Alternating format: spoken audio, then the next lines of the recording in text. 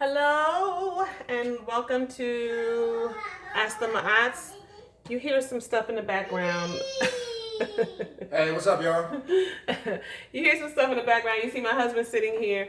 And we just wanted to, in the moment, address something and talk about something really quickly that is happening right now. And it's major. And so we would be remiss if we didn't address it. But you do hear my little one. So every now and then you may hear him talking as he wants to get in the picture. You want to say hi? Say hi. Hi. Say hi. Say hi again. Are you wiping your nose? Say hi. Say bye-bye. Bye-bye. Bye-bye. There you go. Okay, so y'all, what I want to talk about is the fact that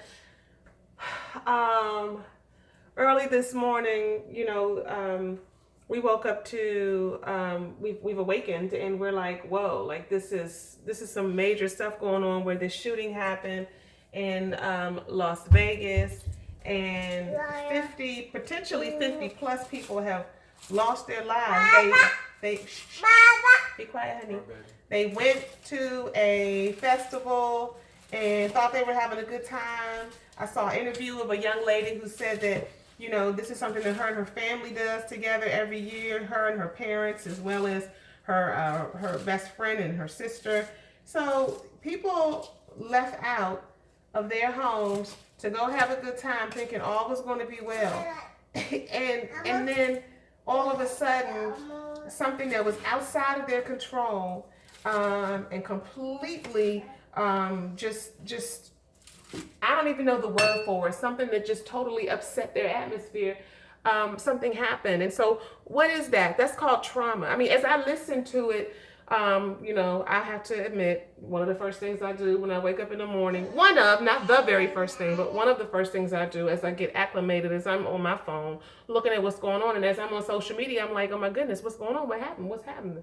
And as I was listening to the reports on CNN, like my heart was getting heavy, and I felt a little overwhelmed with emotion, and I didn't know anybody there, right? But it doesn't matter. My friends weren't there, but it doesn't matter. My family is all here, but it doesn't matter. Trauma happens vicariously. There's something called vicarious trauma. And for people who are in the helping profession, or if you're a healer of some sort, you have to be mindful of it, because when you're around other people who are struggling and going through, and you're helping them through their stuff, you can receive some of that same trauma. Anyway, I just wanted to transfer some of this, and I know my husband wants to speak a little bit on it, to kind of the work that we more specifically do. As I work with women who are trying to overcome things. Shout out to the Art of Overcoming with Aiyana. Find it on Facebook. That group is developing, and it's a good, strong group of sisters who are serious about self-reflection and the fact that, we can be a mess sometimes at the same time. So as I work with women, and then as my husband and I work with couples, we oftentimes bump into, it slaps us right in the face as we're helping people to work through their stuff. Oh, wait a minute. But she experienced some trauma when she was younger. Oh, she was sexually assaulted, or she was sexually abused, or he was abandoned, or he was neglected, or there was no oversight or supervision. There was no one there to really consistently say, I love you, I care about you. Trauma doesn't always have to be that somebody burned you with a cigarette. Trauma doesn't have to always be that, you were dropped off, with a garbage bag outside of social services and you were abandoned. Trauma doesn't have to always be that you were in the war and you saw death. But we also know that is trauma, that, oh, wait a minute, you grew up in a neighborhood where people, having guns and people dropping dead like flies. Your friend was not there the next day, and your cousin was gone the next week, and then your uncle got locked up the next month. That was normal for you, but yet it is trauma. So when we bump into those kinds of stories, and that comes out in our counseling, and in my counseling, even with women individually, we have to pay attention and say, wait a minute, so how is that showing up in the marriage? How is that showing up in the relationship? Have you really acknowledged that thing? Have you looked at that? Have you paid attention to that? Or are you really clear about how that prevents you from connecting? It prevents you from being vulnerable. Are you clear about how you are only willing to go but so far, that you're still in pain, that you're in denial? You think like, hey, there ain't even nothing to it. And so whether something has happened to you specifically, or you are have witnessed trauma, your sister or your brother, received a lot of abuse. It could be verbal abuse, emotional abuse, right? And you didn't get that for some reason. I've heard people talk about this. That didn't come your way. That's trauma, right? So trauma can look like all kinds of things. So I want folks to understand today that if you have had some experiences, as we are experiencing as a nation, this traumatic situation, that you perhaps have not really paid attention to, and you really not clear about it, you need to pay attention. You need to pay attention.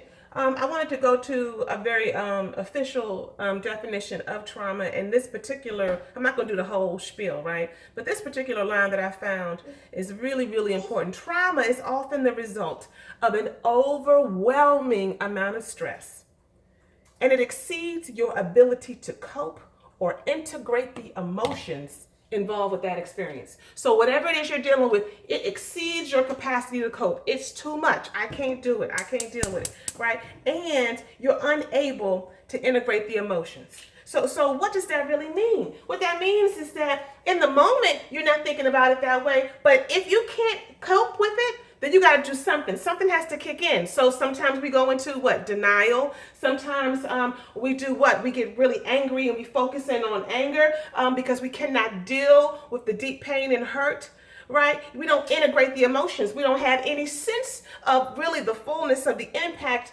of what we're experiencing.